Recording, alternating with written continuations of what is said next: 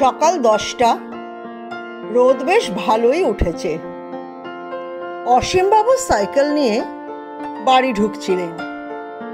স্ত্রী নন্দিতা তাঁর দিকে অবাক হয়ে তাকিয়ে। বাজারের ব্যাগ স্ত্রীর দিকে এগিয়ে দিয়ে অসীমবাবু বললেন, কি হলো? অমন করে চেয়ে আছো কেন? মাছের ব্যাগটা ধরো। এত কিছু একসঙ্গে সামলানো যায়? নন্দিতা তখনও হাঁ করে তাকিয়ে আছেন দেখে কেমন ঘাবড়ে গেলেন অসীমবাবু। নন্দিতা কাজের মেয়ে শিলাকে ডাকছিলেন, ও শিলা, দেখে যা তোর কাকুর কাণ্ডটা। ছেলে মেয়ে চাকরি ও বিবাহ সূত্রে বাইরে থাকায় এখন ওই শিলাই সম্বল। শিলা হুড়মুড়িয়ে নেমে এলো দোতলা থেকে। বেচারি ঝাঁট দিচ্ছিল। নিচে এসে ঝাঁটা ছুঁড়ে ফেলে হাসতে হাসতে পেট চেপে সিঁড়ির নিচের ধাপেই বসে পড়ল। বারবার বলছিল, ও কাকু, এটা তুমি কি করেছ? নন্দিতাও হাসছেন। বাজারের ব্যাগ হাতে হতভম্ব অসীমবাবু বারবার বলছেন, কি করেছি বলবে তো? তারপরে তেড়ে মেরে উঠে ব্যাগটা ধপাস করে মেঝেতে ফেলে বেসিনে হাত ধুতে গিয়েই আঁতকে উঠেছেন। এ কি গো, আমি হেলমেট পরে সাইকেলে চেপে বাজারে গেছি, তুমি একবার বললে না? ছি ছি, এতক্ষণ আমি হাতে সাইকেল ধরে আর মাথায় হেলমেট পরে বাজারে ঘুরেছি, তাই লোকে আমার দিকে তাকিয়ে তাকিয়ে মুচকি মুচকি হাসছিল। নন্দিতা বললেন, হাসবে না? সাইকেলের সঙ্গে হেলমেট দেখলে সবাই হাসবে। আমি কি যাওয়ার সময় তোমাকে দেখেছি যে বলবো? অসীমবাবুর এবার মনে পড়ল, জানো, একটা বাচ্চা ছেলে আমাকে ও জেঠু, ও জেঠু বলে ডাকছিল। ছেলেটার মা ওকে কথাটা বলতে দিল না। মহিলা হাড় বজ্জাত দেখছি। নন্দিতা হাসি চেপে বললেন, তুমি ভুল করলে আর বাকি সবার দোষ হয়ে গেল। হবে না? ওদের ভালো বলতে হবে। একবার বলতে পারতো তো, দাদা আপনি ভুল করে।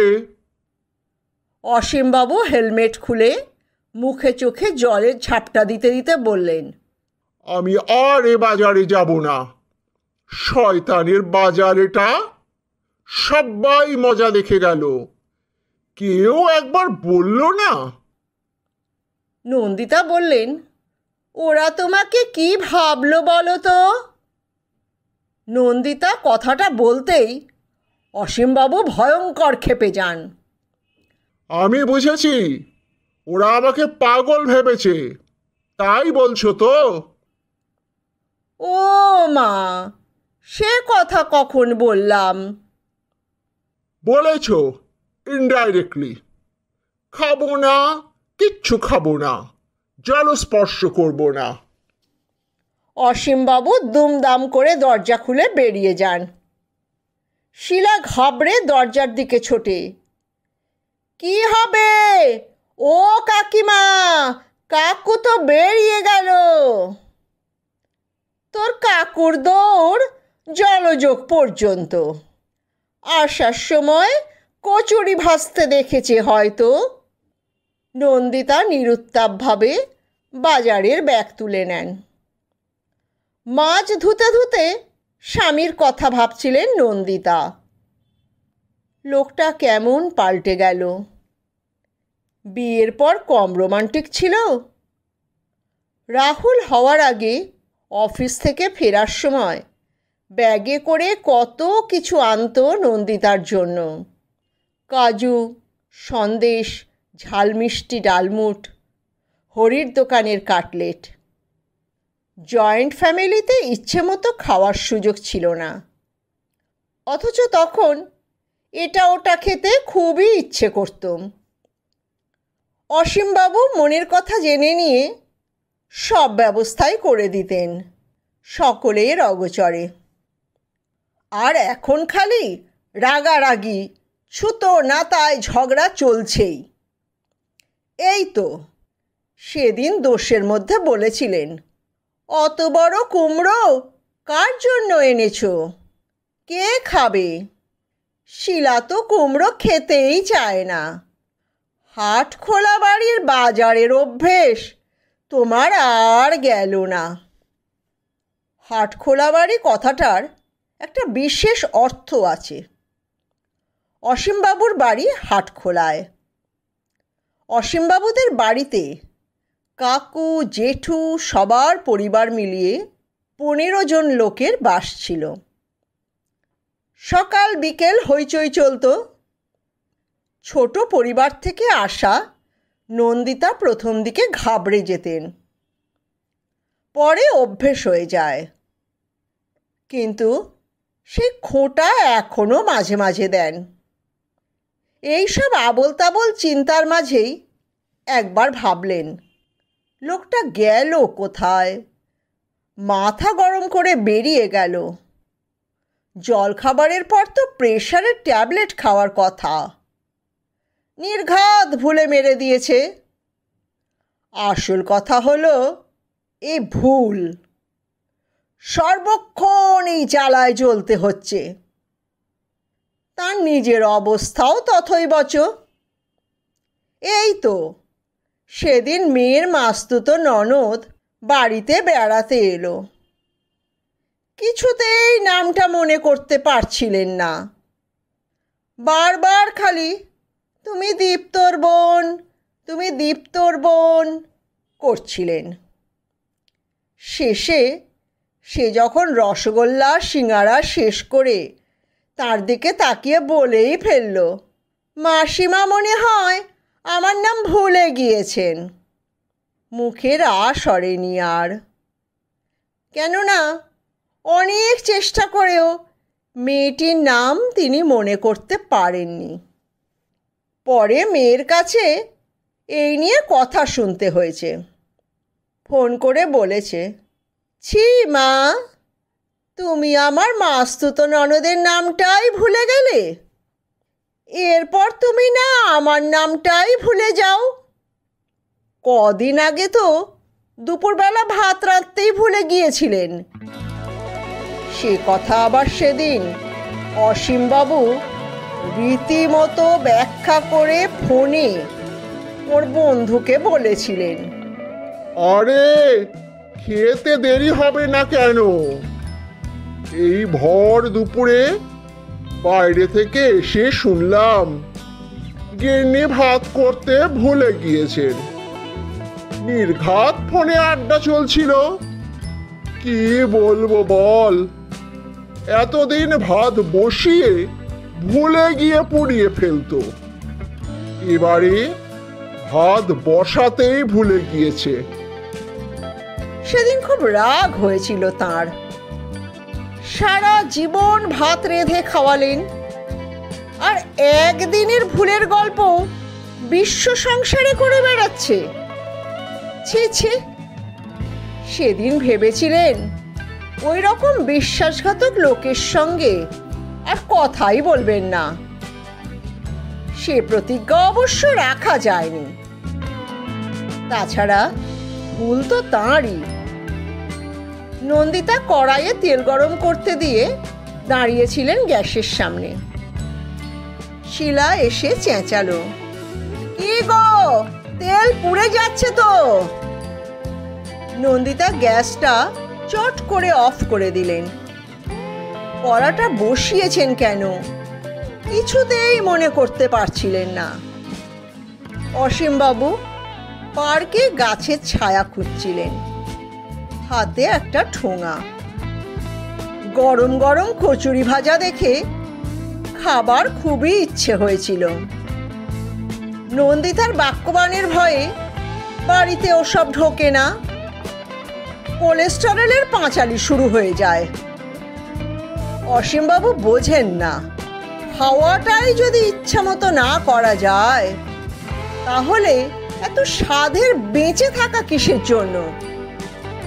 কতদিন ভেবেছেন জলযোগের কচুরি খাবেন?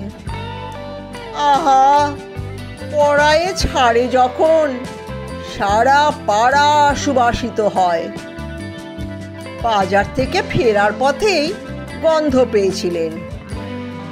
পরে রাগ দেখিয়ে সোজা গিয়েছিলেন জলযোগে। ওখানে বসে খেলেই কেউ বলতে পারে, দেখেছ বুড়োটা কেমন হ্যাংলা, লুকিয়ে কচুরি সাঁটাচ্ছে। তাই খান কত কিনে পার্কে বসে সদ্ব্যবহার করার কথা ভেবেছেন। ঠিক তখনই সামনের বাড়ির অনিলবাবুকে পার্কে আসতে হলো। একেই বলে গেরো। সবে একটা মনের মতো জায়গা খুঁজে গুছিয়ে বসেছেন। অসীমবাবু ভাবছিলেন ঠোঙাটা লুকোবেন না লুকোবেন না। নন্দিতাকে রাগ দেখিয়ে শেষে ভালোই হলো। পার্কে বসে গরম গরম কচুরি খাওয়াটা জমে গেল। অনিলবাবুকে অবশ্য একটা কচুরি দিয়েছেন। যেভাবে তাকাচ্ছিলেন ঠোঙার দিকে, না দিয়ে পারেননি। কচুরি খেয়ে অনিলবাবু মনের দুঃখ খোলসা করে বলেই ফেললেন, উনি নাকি দীর্ঘদিন বাদে এই একটা কচুরি খেলেন। বললেন, জানেন, ব্লাড প্রেশার আর সুগার দুটোই খুব হাই। তাই গিন্নি আমার মানি ব্যাগ নিজের জিম্মায় রেখে দিয়েছেন। মানে আপনার মানি ব্যাগ? কি বলবো মশাই, আপনার মতো জলযোগের কচুরি আর মিষ্টি কিনে দু একদিন পার্কে বসে খেয়েছি। ব্যাস, রিপোর্ট পেয়েই।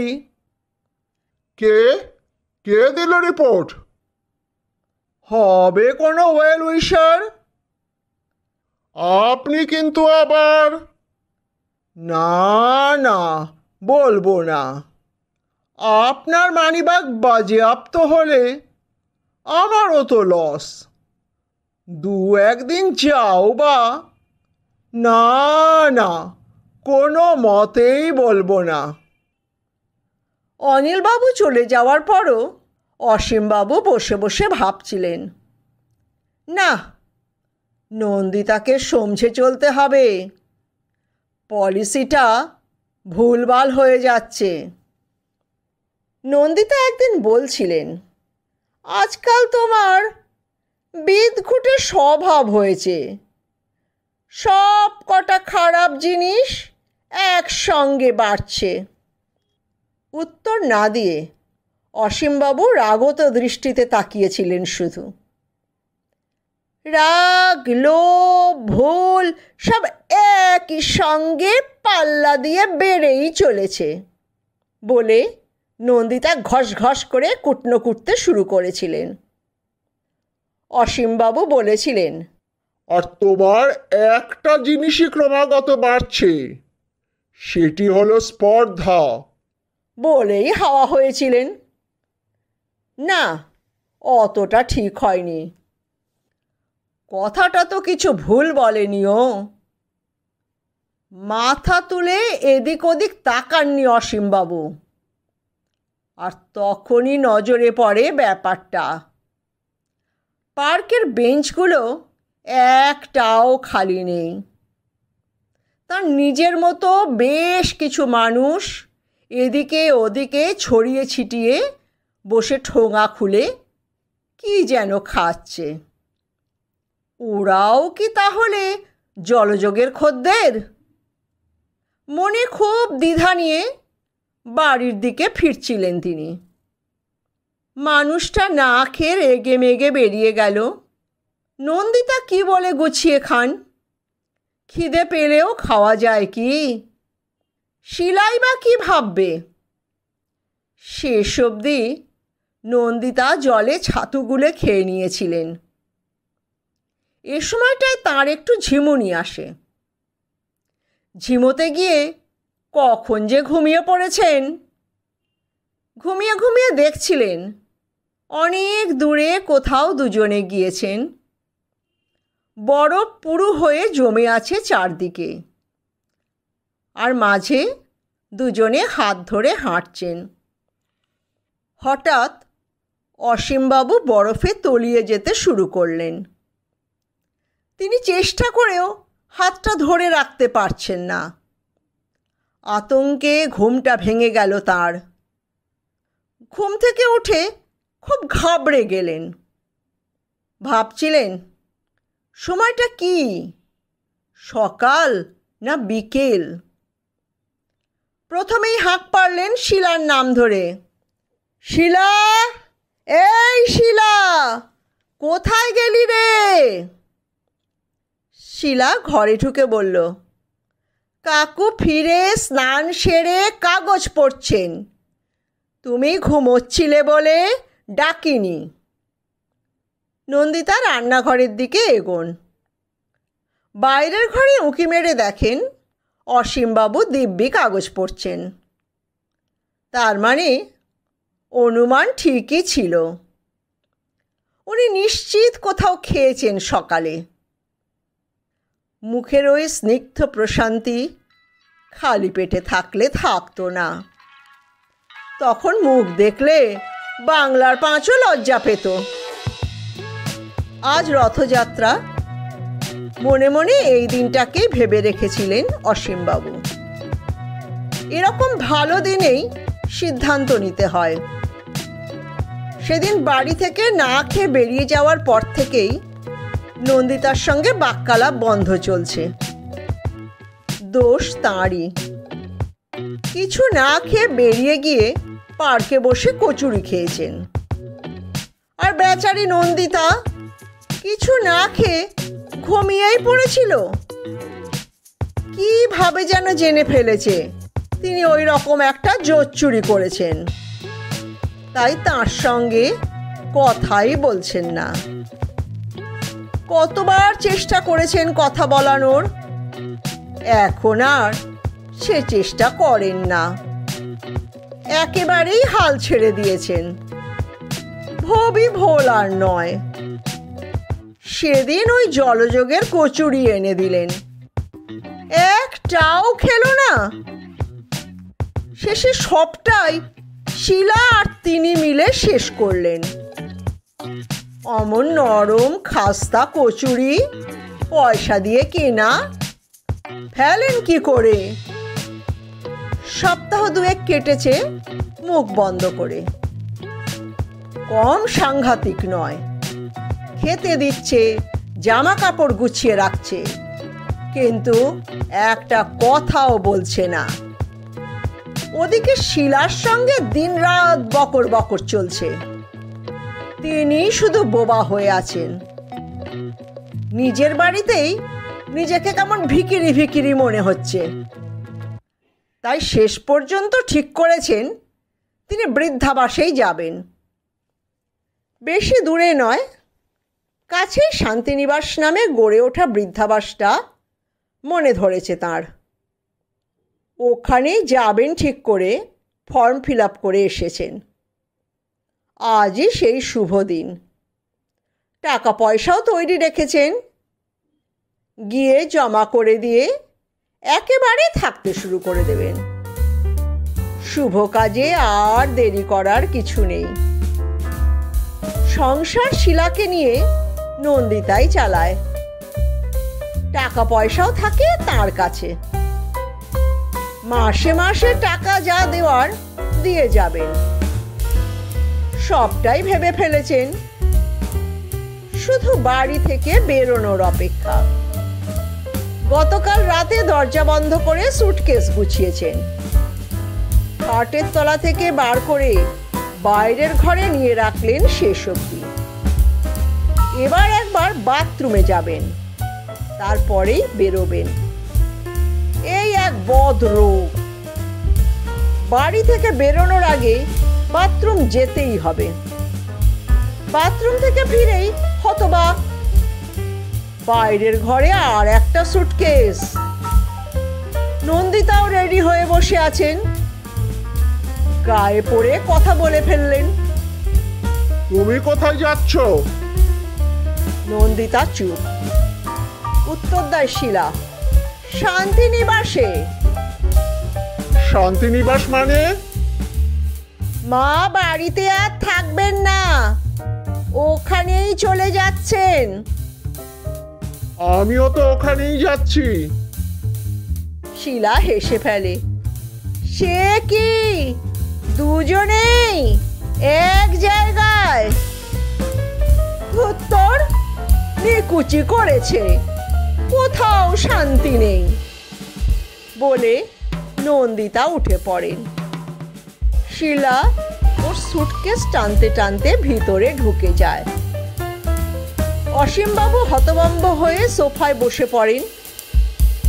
শিলার উদ্দেশ্যে হাঁক পাড়েন, শিলা, চা কর। চা খেতে খেতে উঠে পড়েন অসীমবাবু।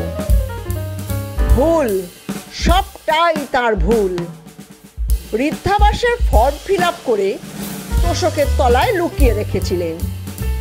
মনেই ছিল না নন্দিতা রোজ বিছানা ছাড়ে, চাদর পাল্টায়। চায়ের জন্য অপেক্ষা করতে করতে আনমনেই মুচকি হাসি ফোটে অসীমবাবুর মুখে।